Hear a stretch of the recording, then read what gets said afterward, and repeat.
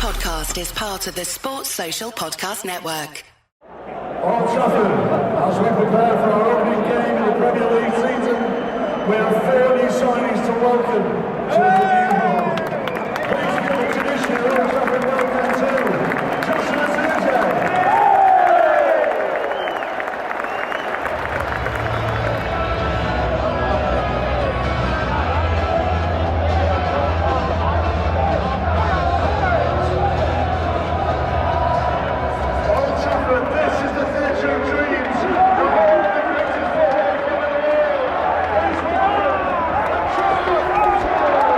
It was good to be back. Manchester United opening the Premier League season under the lights at Old Trafford on a fine summer's evening in Manchester, and there was plenty to be cheery about. Ruud van Nistelrooy's return for starters, a supportive reception for Erik ten Hag, an excellent debut performance from Zirkzee Mazraoui, the reclaiming of the Stretford End for Manchester United's most vocal supporters, and finally, and most importantly, a debut goal for Joshua Zirkzee.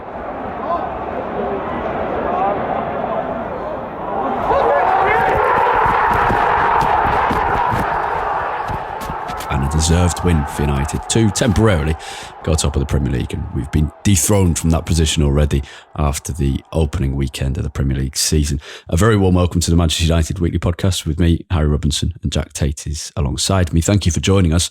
We're, of course, going to be reviewing the victory over Fulham first today. We'll have guest player throughout the show. I'll give you your regular academy briefing with updates on the first under-21s game of the season away at Arsenal and a trip to the Netherlands for the under-19s. We'll preview Saturday's away game at Brighton. And, of course, we'll cover all the key talking points from this week at United. And you'll hear a little bit from Paul Scholes on Kobbie Mainoo. Our patrons get a bonus 10 to 20 minute Q&A with a deeper look into United's midfield and plenty more. You can hear that if you sign up at patreon.com/United Weekly Podcast. Then you get ad-free episodes and you'll get to hear them earlier as well. Jack, it was a good start to the season, wasn't it? It was a great feeling when that goal went in, for sure. And nice at the end of the game. I've got to say, I often hate playing on a Friday night. It feels like it's the eyes of the entire country, the entire football watching world are on you. Friday nights are ripe for an upset. Yeah, 100%. But if you do manage to win, then it's not dissimilar to playing at the 12:30 on Saturday game. But this is even more of a difference. If you do manage to win, it does make watching the rest of the weekend a whole lot nicer, much more simple. Very true. Yeah. So it was quite enjoyable having got United out the way, got that first win figured out, and then you can just watch the rest of the weekend in a little bit of peace. Yeah, absolutely. And normally I go back to this when we preview the game, the complete contrast from last season. I was hoping it was going to be a complete contrast, but Friday night games, I agree with you, generally don't like them, and I would still rather a Saturday game to open the season, but there was something really exciting about this. The fact that United were the ones to open the season, and the fact that the Premier League was finally back. Compare that to last season where it was a dull game against Wolves. I forget the game, to be honest, but a game against Wolves on a Monday night, all the Premier League weekend had already gone past, and United are kind of the add-on.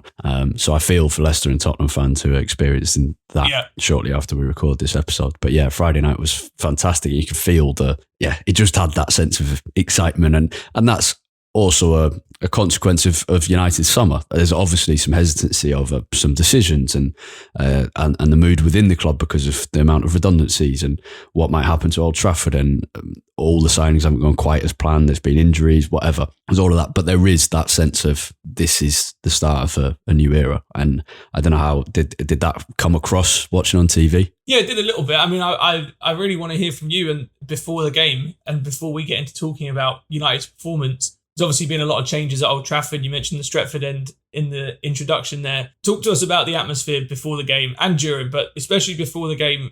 Did it feel like these changes have made a difference? Did it seem like the fans were excited at the prospect of at least to some degree, a sort of new era at the club? Yeah, I think so. I mean, the exterior of Old Trafford feels exactly the same, and it has done for 20 years. I was with some mates on Saturday, and we were pulling out photos of us as kids at United games, and it's mad because these photos are 20 years old, nearly 15 for me, 20 for them maybe, and the stadium looks exactly the same, which is always strange.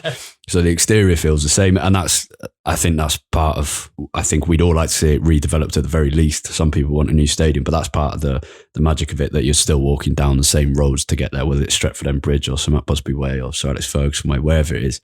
But there was definitely that atmosphere of freshness. And those who bought the matchday programme would have seen a column from Omar Barada talking about, which was also released online. So people would have read that as they were going there. And then you see the players come out for the warm-ups and you see a few new signings. You see the coaching staff come out and you see Ruud van Nistelrooy, as well as the rest of the coaching staff. Ten Hag is kind of like the only one left.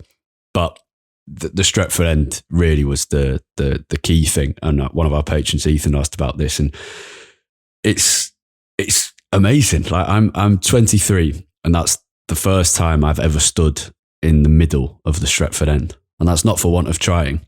But it was made into an executive section linked to the International Suite in the 1990s, and United fans sat there. Good United fans sat there, and there should be space for them around the ground. But the argument was not to the detriment of the wider atmosphere. And the club finally realised that last season. And so the Red Army, the group who previously occupied the area above the tunnel, have been shifted over into the middle of the Stretford End. And so essentially the Stretford End has been reclaimed by United's most vocal supporters, those who sing the most. And then in the corner where the Red Army were is another new atmosphere section run by the club. There's it's a bit of a tricky relationship between the two, and between the club, the atmosphere section, the Red Army and so on. There's lots of internal politics there that we won't go into, but standing at the heart of the Stretford End, just behind the goal, and feeling the noise. You get this in big games at Old Trafford always, but not often other times. Feeling the noise properly like swell around the ground. You can almost picture it going around in waves.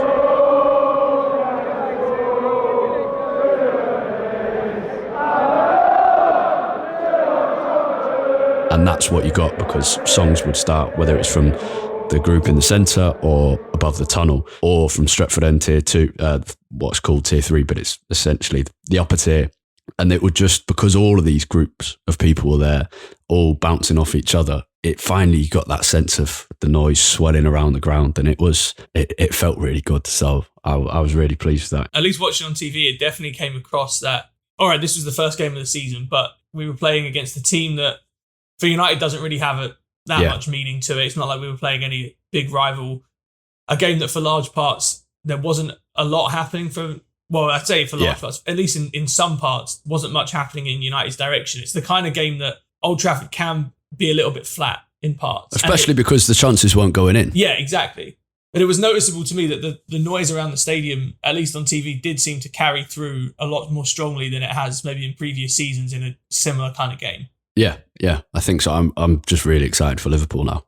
Yeah. Because it's always a great atmosphere when Liverpool comes to Old Trafford, but you take those slight changes, which it's really hard to judge after the first game. And as you say, Fulham haven't got any kind of particular rivalry or reason for it to be loud, but it was the first game of the season. So it's all, we're going to have to wait probably 4 or 5 months to realise how much of an impact this is really having. But it certainly felt like there was an impact. And for Liverpool, which is already loud, it should be amazing. And I think for the players as well, because I remember speaking to Mike Phelan and Michael Carrick at the premiere of Busby, and it was when the Red Army section above the tunnel at that time was making a really big impact, and Ole, when he was manager, had mentioned it a couple of times. So I asked them about it, and they properly emphasised how much of not just how much the players realise it, but how much of a difference it makes. And I think standing there for the last few seasons, there is a real, I don't know, it feels maybe wrong to say, but it feels like there's a bit of an extra connection where, as the players are coming off, because they've known that section around the tunnel has been the support throughout the game, that's always been a kind of significant moment at the end of games. And building that connection now with the whole of the Stretford End, it already makes an impact, and you'd hope it's going to make an even bigger one than it has done in the past. Ten Hag got a very healthy reception when he came out, and so did Ruud van Nistelrooy. Obviously, it was good to see him back, wasn't it? Yeah, 100%. I mean, it was inevitable that he was going to get quite a lot of time on camera.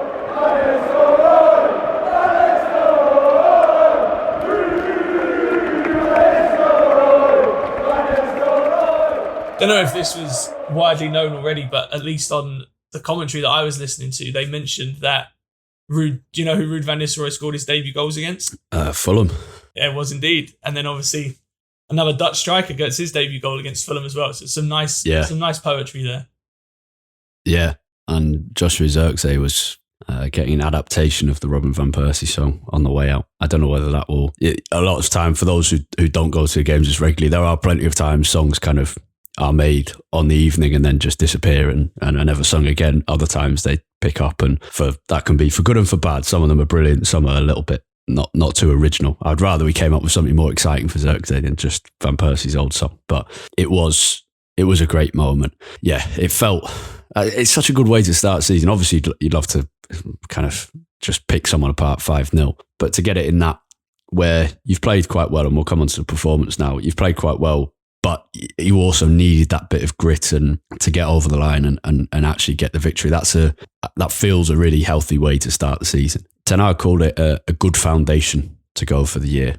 And he was talking about the performance. Would you agree with that? Yeah, I think so. I mean, look, anytime you win, it's a good foundation, to be honest. We talked a couple of weeks ago that United have started seasons really poorly in recent history. We obviously have still got a long way to go to say we're starting the season well, but getting 3 points off the bat is a really important start. I think it was a good foundation in that I think for decent chunks of the game, we played quite well. You know, I think we controlled the game, let's say, especially from sort of 20 to 45 minutes, to an extent that we didn't really at any point in any game last season. That was a big positive to me. I think we really stopped Fulham getting out. We had pretty constant pressure on them, created a couple of really good chances that should have gone in. The worry is that you're still seeing at times some of the same issues that we saw last season, but there were signs, I think, that there were a few differences here. There were things that maybe you could hang your hat on and say, well, you know, if this can be built on, there maybe is some options and some opportunity for United to be a different team than they were last year. So I think I'd probably agree with that. What are those differences? Well, I think firstly, like I said, the way we were able to control the game was the biggest difference. And I think part of that came from the role of the fullbacks. There was a much bigger emphasis on pushing both Mazraoui and Dalot inside when we had the ball. This had some trade-offs, and I don't think it necessarily helps our wingers all that much. But I think one thing it really did help with was, firstly, when we had possession of the ball in our own half, it was easier to get the ball into midfield because we had those two extra bodies in there.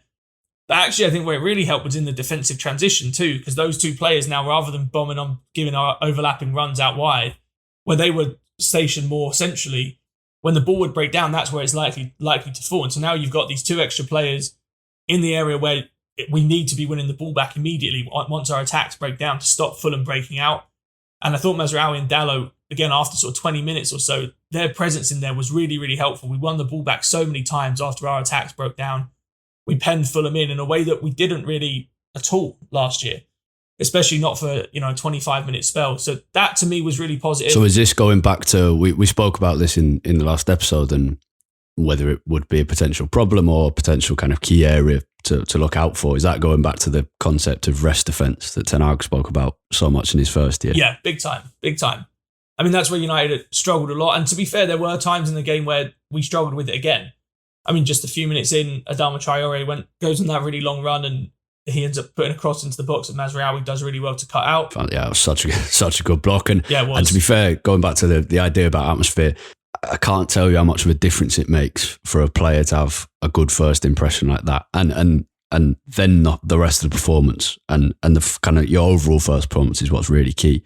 But just to have something like that in the first half of your debut at Old Trafford as a defender, it just gets that element of trust from everyone watching. You can feel the nervousness with certain players on the ball at any football ground, and Mazraoui made it very clear that no one had to be nervous, and so he then had a great overall performance going on into the rest of the game. But that moment was crucial. Yeah, it was very good throughout. I'm always hesitant to get too excited about a good couple of performances by a new United right back after being burned by Matteo Darmian so badly. I said to my mates, because we were coming out of the ground and saying how good Mazraoui was, and I said, I remember being at the Spurs game in August 2015, would it have been? Yeah, sounds about right. Around, very similar time, maybe a week earlier in the calendar. And I remember watching Matteo Darmian and thinking, this guy's unbelievable. We've replaced Gary Neville finally, because he had the kind of curtains hair. Yeah. And everything about him looked great. So I agree with you. I'm wary, but it was really positive, yeah. So Key difference is fullbacks tucking in. Will that negatively affect United in any way? I think with Shaw possibly. Yeah, so I definitely think when Shaw comes back, you might see some differences because I don't think that this suits his game very well at all. He's not. It's not that he doesn't have the ability on the ball. He's very comfortable in possession. It's more that it just hamstrings what is probably the most effective part of his game, which is being able to get forward. He's a really good runner. He's a very smart runner when he goes forward as well, with knowing whether to overlap, underlap, whether to stay back, give a different option.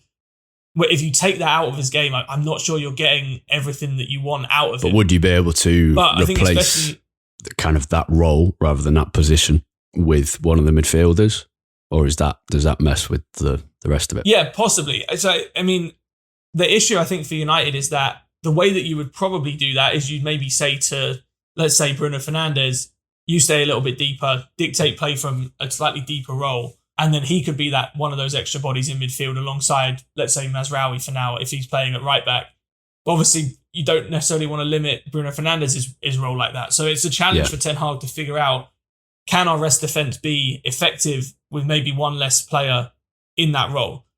Other teams manage it. I think it should be feasible for United, but it obviously also depends on what are the profiles of the players you have in midfield. Casemiro and Kobbie also like to get forward at different times. So if that happens, you're then left with 2 fewer players than what we had at times on Friday. So it's a challenge for Ten Hag to work out. But for now, I think it was an interesting thing. I think the other way that it could be a slight detriment to us is it for the wingers. I don't think this really helps Ahmad and Rashford because it just does 2 things. Firstly, it takes away an option because they don't have that fullback going past them to take some players away. Which is particularly key for Rashford, I think. Yeah, 100%. I mean, whenever we've seen Rashford at his best, it's always been with Shaw flying past him on the outside. They have always had a good relationship together. You don't want to see that taken away. But the other thing is that when you have wingers, Ahmad in this case on the right who's left-footed, Rashford on the left who's right-footed, and most of our options are going to be like that, with probably the one exception being Garnacho may play on the right as a right-footer.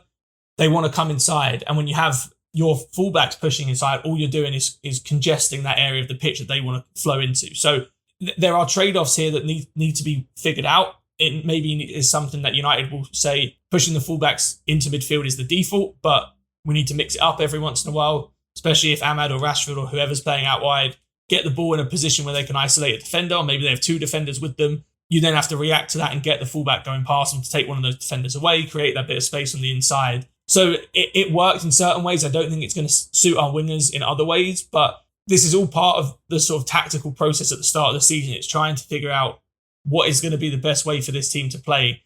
And the challenge for Ten Hag is to figure out, firstly, what is going to be the default, what's going to be the normal choice that we go for. But then how do you tweak this system when you have different players on the pitch or when you're playing different teams that might present slightly different challenges? Yeah, and I also wonder how permanent is this? Is this a kind of semi-temporary thing before he hopes to get a midfielder in to replace Casemiro in the lineup by the end of the window? Is this to kind of nullify Casemiro's weaknesses, or do you think this is the foundation, and even if Casemiro is replaced, it'll be something like this, maybe tinkered around with a little? I think the fullbacks coming inside will probably be something that we see quite a lot throughout the year. I think the big question is around this sort of 4-2-4 formation. I think we know the personnel will probably change. Like, I don't expect United to be a team that's going to play without a recognised striker every week. But especially in which is partly Zirkzee's not fully match fit and Højlund's obviously injured. Yeah, exactly. And so when Zirkzee's 100% ready, when Højlund's back, I don't expect United to start without either of those two very often at all. But I think the bigger question is, especially in our approach without the ball, are we going to stick to this sort of bank of 4 that we've had going on with, obviously recently it's been Fernandes and Mount in the middle and then the 2 wingers out wide. You could imagine replicating that with just Fernandes and Højlund, or Fernandes and Zirkzee and then the 2 wingers, and have a fairly similar approach. I think the slightly tricky thing is when you're in transitional moments, how do you go from having that sort of flat bank of 4 to still having that striker as the sort of focal point of the attack slightly further forward without losing connection to those other 3 that will now be slightly deeper than them? I don't think it's a major issue. It's something that can be figured out. But I think Ten Hag seems to have, I was going to use the word stumbled. Maybe it's not stumbled. He seems to have hit on an approach out of possession that seems to be helping United a little bit. There was still some iffy moments in transition, but that's slightly different. That's more like you said on the rest defence side rather than our actual sort of default approach. this does seem to have helped stop teams from being able to play through us so quickly, putting this sort of bank of 4 quite high up the pitch. It's forcing teams to go back and around us rather than being able to play through, which is where the issues really come. So it wouldn't surprise me if that is something that could happen, even once Højlund or Zirkzee are playing more regularly. Is that partly a personnel thing? Because Mason Mount has his faults and needs to play still better, but his work rate is, I don't know how much it comes across on TV, but he just runs and runs. Yeah, his work rate is great. And I think, so there's sort of two parts to this. I think the bank of 4 itself can definitely be replicated with Højlund or Zirkzee, let's say Højlund for now, for the sake of argument. That work rate, I think anyone can sort of do. I think the bigger question is that what Mount does differently to say Højlund would do. Once a team has got through that bank of 4 and let's say pushed us into our own half, Mount will drop in and become a sort of third, almost traditional midfielder out of possession. And that's, I think, the point about the work rate is he's almost doing 2 jobs there. Yeah. And you wouldn't expect Højlund to do that. And you wouldn't want Højlund to do that. He's in there as our big number 9. You want him. So it's then probably Fernandes who drops in, isn't it? I think probably, yeah. And then there's a question of, is Fernandes disciplined enough maybe defensively, which I think he is, but he does have a tendency to give away some cheap fouls every once in a while. But then also, are you limiting him if and when we win the ball back? We've seen what a fine balance it is. Yeah, exactly. There's always, and that's kind of the issue with this United team, in that we have a lot of options, but it's difficult to figure out how they all fit together. Yeah. I mean, what did you think watching? This is obviously a system that we've used a few times now. We saw it at the back end of last season in the FA Cup. We saw it in the Community Shield. We've now seen it again at the start of this year. Watching in the stadium, how did it feel like United were more secure to you throughout the game? Yeah, I think so. There were still a couple of moments, as you've said early on with Traore. There was one later on where Martinez, as he said in the interview on Sky after, killed him back. It was great to hear him talking in some depth. He's a great talker and properly gets it. There was still those nervy moments. There's quite early on when Onana has to make that save, but it felt, I was pretty confident we were going to win the whole time. And I can't say that for that many games last season. I'm an eternal optimist when it comes to United. I always think how could you not be on a kind of a childhood of Sir Alex Ferguson's United teams? I always think we'll win, even if we're a goal down in added time. That's just a United education. But I felt pretty calm, even at kind of 80, 85 minutes, that United would eventually get a goal. And I think the difference is probably to some games last season is, whereas this, I always think we can score because you can always score. But this time I wasn't too worried about conceding late in the game because we had a bit more of that control. The second half was less good than the first. I think that was kind of, as an overall performance, I think that was clear. The first, you thought that's really strong. We should have scored. Bruno should have scored twice.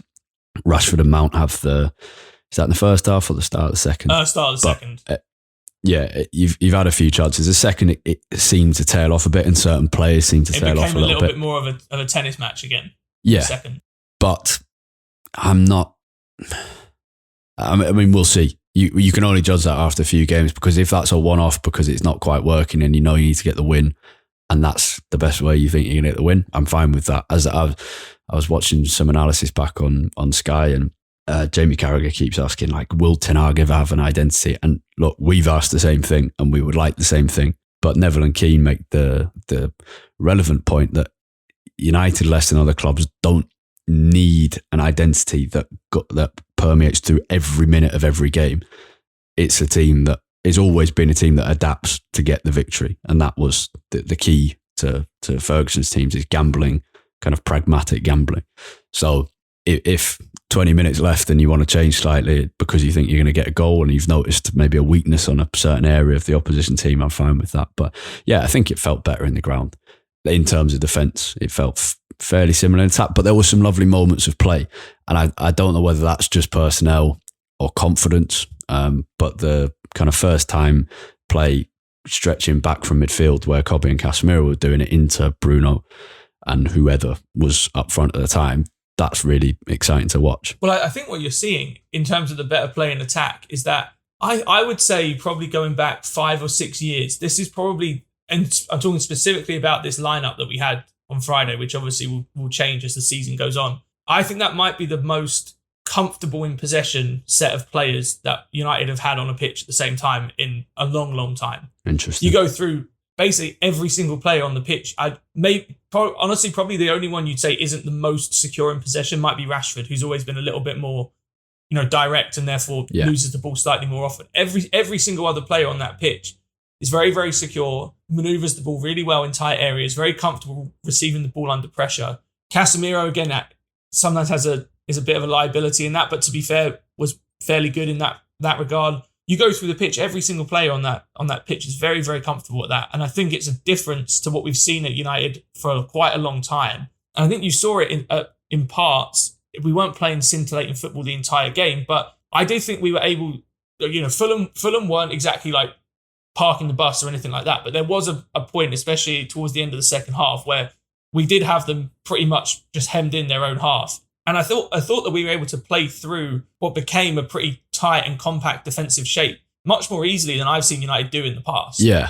Again, which I think came down to kind of individual creativity, really, rather than certain patterns. Yeah. So that's the stage you really want to see, the stage of improvement that will take United to the next level. Can you have a real variety in how you attack to open these teams up? But it is something a good team should do, is sometimes rely on individual creativity to get you through a bit of a traffic jam. And that's what United were doing. And that's fine. That's why you pay a lot of money for players and pay them a lot of money, because they're really good. And if you have those players that are better at manoeuvring and keeping the ball in those tight spaces, you're more likely to be able to work yourself into a position where one of those players can create a moment like that, rather than passes being a little bit off, players maybe not being comfortable receiving the ball under pressure or in tight spaces, and then you're not able to sort of build up that momentum, that security in your attack to then be able to pick apart what is quite a compact defensive shape. Yeah. And obviously that will change, right? Like Højlund will come in. Let's say if he comes in for Mount, he's not as secure in possession as Mount. That's okay, but it changes the dynamic a little bit. Garnacho, let's say if he came in for Ahmad, fantastic player, but also a different kind of player, more similar to Rashford, a bit more direct, probably more likely to lose the ball slightly more often. If McTominay came in for Kobbie or Casemiro, similar thing. Just thinking on Garnacho and Ahmad, you might start seeing a scenario where Ahmad starts most home games, Garnacho starts most away, and then either of them comes on for each other. So Garnacho away from home, where there's a bit likely to be a bit more space, and Ahmad for those home games where we're probably playing against deep defences. But we should move on. But it is, I think we've decided, yes, good foundation to go for the season. Agreeing with Ten Hag. Yeah, I think so. Okay, let's have Guess the Player Clue 1. Welcome to this week's Guess the Player, brought to you by 505 Sportswear, a brand forged from a love of music and football. United Weekly Pod listeners can receive 20% off their first order with the code UTDWeeklyPod at checkout. So, for the first clue, in no particular order, I've played for both Manchester United and Real Madrid. Okay. There's a lot to work with there. Well, very little to work with. A lot of names to work with from Craig's first clue there. I don't think either of us can, unless you're feeling particularly bold on this what's a grey Monday afternoon in Manchester. I don't know what it's like in Chicago, but I don't think either of us will be guessing after that. So someone who's played for United and Real Madrid, not necessarily in that order. Kobbie Mainoo, we mentioned him a couple of times in passing there. He looked a little bit of a level above, didn't he? Yeah, he did. This was something that Kane, who's been on the podcast before, tweeted about. Just that Kobbie's level of performance now we've become so used to it that he can drop these, 7, 8 out of 10 performances and no one really bats an eyelid anymore. And that's kind of what this felt like at times. He just felt, by far and away United's best midfielder, a lot more robust in defence, I would say, than we saw at times last year. Yeah, strong. Just like there were a couple of times where players bounced off him, and I've not seen that with him at all before. He's obviously he's still growing, but he's obviously also been bulking up in the academy. Generally, players don't start working in the gym till, it depends on their physical development, but like 15, 16, 17. And at the start, it'll be mainly to do with kind of athleticism and injury prevention. And then obviously as you get to the first team, that's really where it starts being, right, can you bulk up to cope with the pressures and intensity of senior football? So it's always going to be a process. And we're seeing he's just got a lot further along in that process over the last few months. And yeah, it's as that gets added to his game, it's just going to be amazing to watch. It was a thought I had as he was coming off actually yesterday, just that like he looked shattered when he came off, and I'm just thinking how many games he's already played, but also how much development is still left in him.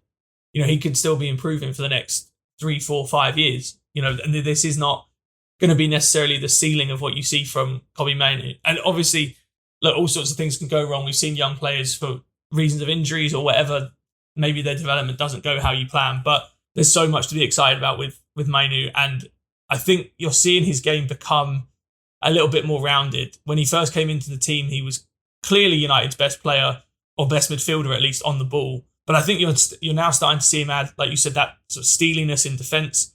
I think his mobility has been improved as well throughout the course of last season and playing in the Euros. And at the start of this year, you're seeing him get bypassed a little bit less in transition. His awareness, I think, defensively has improved so much as well. In the first half, I think he had 4 or 5 interceptions and then sets us away on counter-attacks. He's by far and away United's best midfielder at this point, and that is a huge compliment to a 19-year-old who's played maybe 40 senior games. Yeah, I think the thing that struck me over the weekend is most of United's midfielders have always, for the last decade, and sometimes for a lot of time before that actually, United's midfielders have tended to pose more questions than they've answered.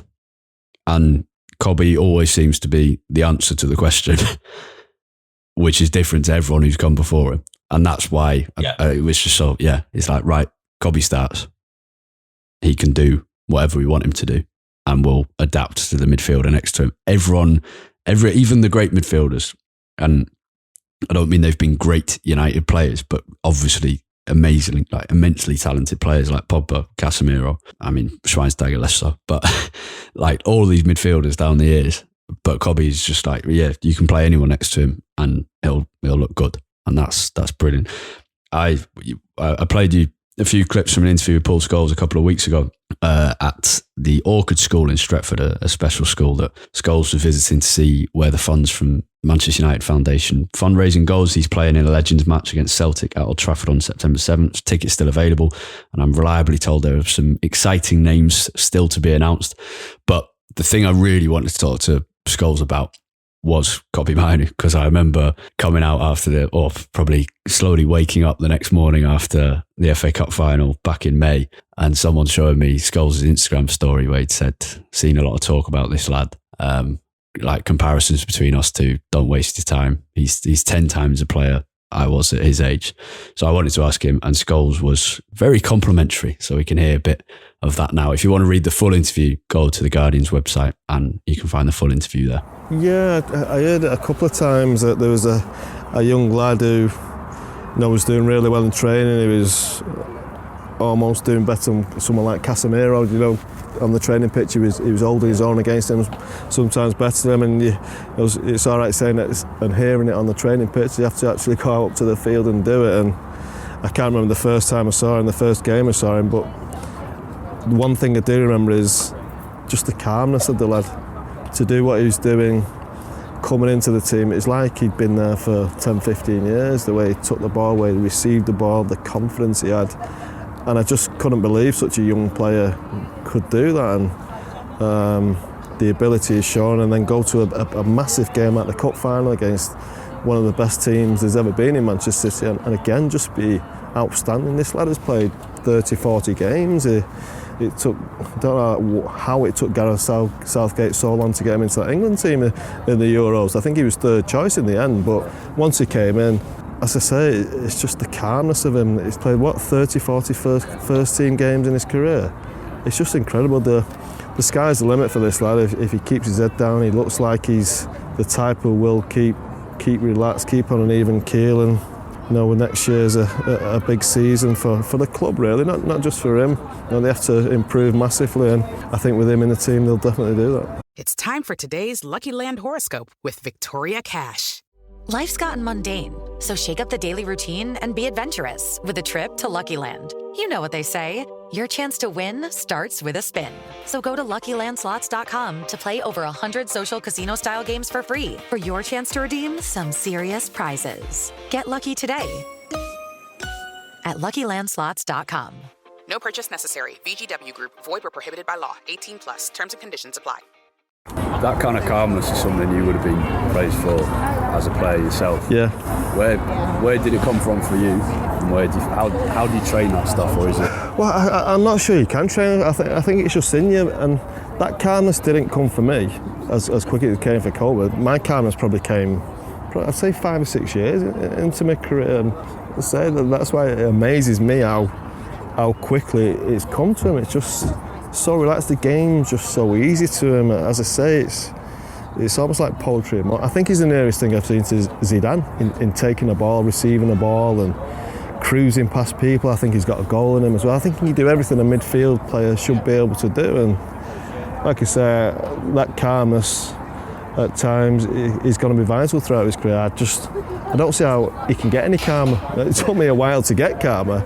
I don't see how he can get any calmer, and he doesn't need to. He needs to keep his feet on the ground, and he will be, as he's already proven, to be a top-class player. Jackie compares Kobbie to Zidane, which is pretty amazing for the pundit who's normally pretty harsh. And in fact, I saw Scholes getting some stick for that comparison, but he isn't saying he's like Zidane. He was saying in the way he receives the ball and can go past people in that very specific kind of moment of the game, he reminds him of Zidane. I've obviously watched plenty of Zidane back, but I'm going to trust Scholes on that, given he played against him, I think, 7 times or something. But it's amazing praise from United's best, most talented midfielder of the last 30 years.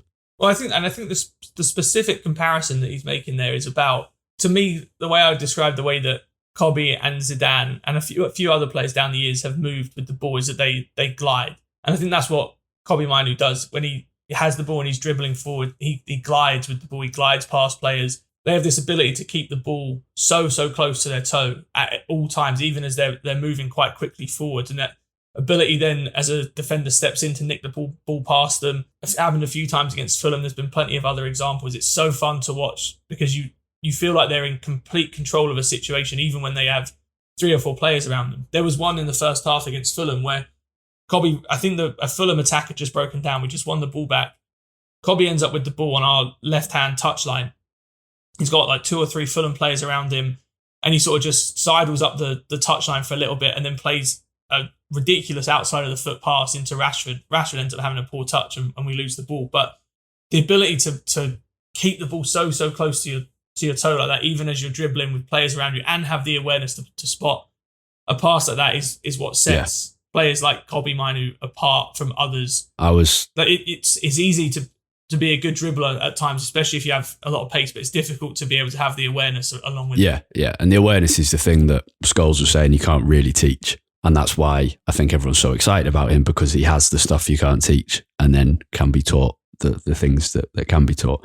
But in doing some research while I was writing the piece for The Guardian from Scholes' comments on Kobbie, I have this memory of standing in the away end at I think it's still called the Ali Sami Yen, the Galatasaray Stadium in Istanbul, and this fierce atmosphere and ridiculous game had been unfolding, and Kobbie had just come back from injury and 4 days before had this amazing performance away at Goodison Park, and he only came off the bench at Galatasaray, and I remember being really excited when he came off the bench, because I'd seen him through the youth teams, but because of that Everton game. And also it's an amazing test. If this 18-year-old kid can do it in Galatasaray's atmosphere, and it was this fierce atmosphere, then you think, okay, wow, we've got a serious player. He came on, and I remember he was good the whole way through, but there was one moment where he tackles someone and then skips away down the touchline and cuts inside and passes it. And I remember this thing, and so I went back and watched his kind of contributions from that Galatasaray game on YouTube, and it was exactly how I remember it. And it was just, wow, this kid's 18. How is he doing this in the Champions League at Galatasaray in this ridiculous end-to-end game where every mistake has been picked up upon? And that was his 3rd or 4th game in a United shirt? A couple more, because he'd had a few kind of substitute appearances before that pre-season injury. Since the Everton game last year. It was second. It was just a few days later. It was amazing. And he's still doing it, just more often, more regularly, with more consistency. So I'm so excited. Let's have Guess the Player clue 2. A reminder that the first clue was that this player played for United and Real Madrid, but not necessarily in that order. For your second clue, I am a previous winner of the Sir Matt Busby Player of the Year award of course, voted for by Manchester United fans. So, someone who's played for United and Real Madrid and been United's Player of the Year in the fan vote. So, I mean, weirdly, the player who comes to mind instantly is David De Gea, who never actually played for Real Madrid. The brain plays funny tricks. Obviously, Cristiano Ronaldo is. That's exactly what came into my head too. Yeah, clear contender. But I don't believe Craig would give us such an easy one only 2 weeks into his being in charge of the guest the player for the season. So I'm certainly not going to guess Ronaldo, but you can. It feels like you're trying to bait me in here. I've got a couple of names in mind, one of which is Ronaldo, but I'll reserve my right to guess until right before we hear the third. Okay, so neither of us will be getting more than 1 point. But clue 3 will be coming after the Patron Q&A and after the Academy briefing. We're going to go into the Patron Q&A. We've got loads of really good questions from Matt, Dave, Marek, Ethan, including about 3 at the back, about midfield, about Rashford, Sancho. Yeah, so let's dive in. Okay, coming out of the Patron Q&A, we've had a really interesting chat on Sancho and Rashford just at the end, but also on United's back 4, whether we could play in a back 3, on the 4-2-4 system, on Casemiro and Mainoo in midfield, on whether United need to sign a new midfielder, and plenty more. We'll have the Academy briefing, then the final guest to player clue, then we'll talk a little bit about Brighton before the reveal of guest to player from Craig at the very end of the show. Time for the Academy briefing, and starting with United's under-19s, who finished 6th at the Otten Innovation Cup in the Netherlands. They were defeated by FC Utrecht 4-3 on penalties in a 5th-6th playoff match. They played well throughout the competition, an exciting squad, and some good moments, but didn't take enough for their chances and conceded a couple of late goals as well. They had played before Utrecht. They played against Jeonbuk, Hyundai Motors. They played against the hosts, PSV Eindhoven, as well as Benfica and PSG. So great experience playing against that different opposition. But also, this tournament's a really interesting one. It's not called the Otten Innovation Cup for no reason. Instead of throw-ins, you pass it or dribble in. It's 2 20-minute halves instead of 90-minute games, which allows there to be a couple of games a day. There's rolling subs and sim bins for bookings. I spoke to Adam Lawrence, in the 18s manager, about it last season, and he said that actually, even just the change in rules is a great mental test for the players and makes for different scenarios. So a good tournament and a fun one to start the season. United under 18 start their season next week with an away derby against Manchester City on Saturday morning. The under 21s Premier League 2 season began on Friday night with a 4-2 away defeat to Arsenal. A really poor first half for Travis Binion's team. They conceded 4 times, including 3 in the 10 minutes just before half time. Not enough control in midfield, a couple of sloppy mistakes, and Arsenal capitalised on those. United did improve significantly after the break. And I mean, if you're putting your coach's hat on, that's what will be pleasing. There's nothing unforgivable about mistakes or poor performances at youth level, as long as you show you've learned from them. And United did. They just need to make sure they don't do that in the first half again. Ethan Ennis scored straight after the break to make it 4-1. United were then reduced to 10 men after Ethan Williams was sent off for an off-the-ball tussle. Substitute Finlay McAllister came on in midfield and shored things up. Harry Amass looked bright on the left at left back. Habib Gunyai came off the bench to play well at right back. And Ethan Wheatley scored a late consolation goal. But not a great start to the season for United in Premier League 2. After they finished in... It was actually their final game of the previous season was also away at Arsenal in the kind of post-season playoff matches. And United finished in the top 16 to qualify for those playoffs, but were beaten away at Arsenal at Boreham Wood as well. Another interesting note is that Tommy Rowe, most recently of Doncaster Rovers, is being considered for the player coach role. He played in the game at Arsenal. He played in a pre-season friendly at Chester. This is a hybrid role, player coach, that was introduced by United 3 years ago in 2021. Paul McShane was the first to take it. Tom Huddleston then took it for 2 years as well. Huddleston left United this summer to become assistant manager at Wigan Athletic. Tommy Rowe was born in Wythenshawe, played for United's academy at a young age before joining Stockport County and playing for many, many years in the Football League. I imagine it will come down to whether he gets an offer of playing more regularly elsewhere at senior level, whether before the end of the transfer window, whether that becomes official. And I'm sure we'll find out about that very soon. United's under-21s now play Barnsley in their first EFL Trophy game on Tuesday evening, a 7 p.m. kickoff. They will have to improve considerably to have a chance against their senior opponents. But in this game last year, it was one of their best performances away at Stockport County and United. After conceding very late on to draw 1-1 after a really impressive performance, but they maintained composure to win on penalties away at Stockport. So let's see how they do away at Barnsley.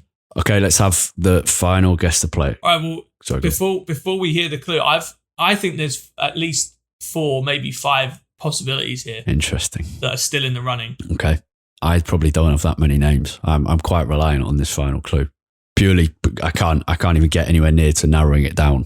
So I haven't thought about every possible name yet. So let's have as long as you're not saying you want to guess. No, I'm not. I mean, it sounds like I maybe have a few more names than you do that I think are all eligible from the clues we've heard, but I couldn't take a stab at one of them over any other.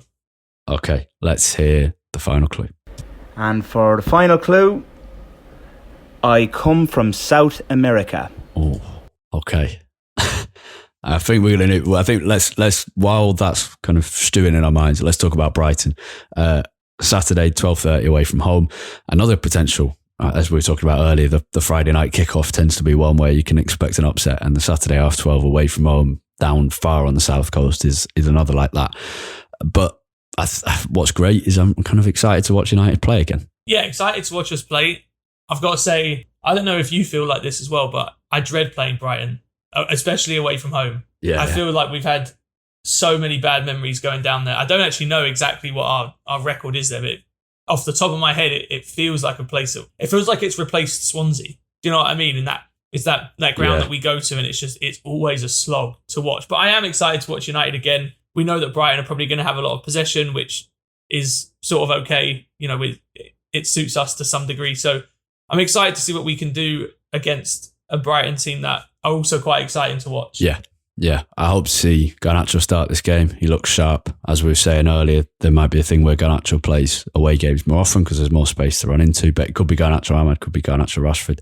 Yeah, De Ligt as well. I'd love to see start the game. I don't know about you, but even just in the warm-up, honestly, he just looks like a United player. That ridiculous he's massive. Yeah. Like, he's so square. Yeah. But he just, there's that thing you can't really define, but there's just that element to a player where you go, yeah, he's United. And the way he talks and the way, he looks the part, and he then has to perform and be very good as well. But that's a good start. So I'd be excited to see him play. Guess the player. All right, I've got a guess. I'm debating my final one, so don't tell me yours yet. Do you want to? If you lock yours in? Yep, I'll send it to you on. Well, and then I can as if we're on Pointless, I can talk through the remaining options. We obviously know it's not Ronaldo or David Beckham because from England and Portugal. Varane from France more recently. You've got Di Maria from Argentina, but obviously not United's Player of the Year. Casemiro is a consideration, but I can't remember if he won the Player of the Year. I think my knowledge of United's fan-voted Player of the Year award is too poor here. And then there's a couple of a slightly rogue one in Gabriel Tait, who I'm feeling, I don't remember Casemiro winning Player of the Year is my problem. But I'm trying to think who else. Would it been Martinez or? Okay, so the names that I had for Real Madrid and United players that could have won Player of the Year were Ronaldo and Van Nistelrooy, as we've already talked about. Yeah. Beckham can't be any of those because they're all European. The two others that I was less sure of whether they had won Player of the Year, I'm quite confident that Chicharito won Player of the Year once. I was thinking that. It depends on your geography, though, because exactly. It's Mexico, South America. It isn't for me. It's Central America. So I ruled him out. But we don't know what Craig's geography is like. Well, I was going to say, we can pick a bone with Craig if he's claiming that Mexico is South America. I'll talk to him. I think my guess, as I've sent to you, is Gabriel Tait. I know he played for United and Madrid. I'm not 100% sure if he won Player of the Year, but I know that he did have a couple of good seasons when he first came, and he was a fan favourite too, which is the important thing. Yeah, before he tried to join Liverpool. Yeah, before that. I'm going for him as well. Less out of confidence that I think he could have won it, but more, I'm pretty confident Casemiro didn't. And I think it would have been Rashford. Casemiro was loved and Martinez was loved, but Martinez gets injured. Casemiro only came into the team. Rashford is just, Rashford is obviously not anymore, as we've spoken about in the Patron Q&A, but for his performances that season, he deserved to be Player of the Year. He was brilliant. So I'm thinking, and Casemiro wouldn't have won it last season. So, I think we're both going for the same. We've both got 2 points from the first week. Let's find out if we've both picked up an extra point here. And the answer is, of course, Gabriel Heinze. There we go. 1 point each. That was tough. So he must have won it in what, like 05? I can tell you now. 2004, 2005. Spot on. Wow. And yeah, Van Nistelrooy in 2002 and 3. Ronaldo 04. Heinze 05. Rooney. Ronaldo. Vidic, Rooney. Hernandez. Valencia, Van Persie before De Gea's 4 in 5 years. And Bruno has 3 of them as well in 5 years. Wow. Which is pretty impressive. Right, Jack, prediction for Brighton. 2-2. 2-2. Not that confident then? No, not that confident. I'm never confident going to Brighton. You've just after an hour and a bit of talking, you've just sapped all my confidence away with that prediction. Just wait till you hear my Liverpool prediction, though. Then you'll be happy. No, thank you. Well, after we beat Brighton 3-1, then your Liverpool prediction will be better. Are we going to get a penalty after the final whistle again, like we did the last time we won that? We're actually going to get 2 this time. Nice. It'll be 1-1 in the 98th minute, and we get 2 penalties after. I don't know. I wonder. There used to be a feature. You are the referee. I can't remember what on, but that would be an interesting thing. We now know you can get 1 penalty after the finals. But is there any way you could score a penalty and for something after be given another one? I don't think there is, because once the penalty's taken, the final whistle goes. Yeah. if there's any, I mean, you've refereed, but if there's any other referees out there with an understanding of the rules, then let us know. I'm pretty sure there's not. Anyway, enjoy the game wherever you're watching, everyone. And thank you very much for listening. You know where to find us on Twitter. If you want to support the show, you can become a patron, patreon.com/United Weekly Podcast. And we'll speak to you very soon. Have a good week. Goodbye.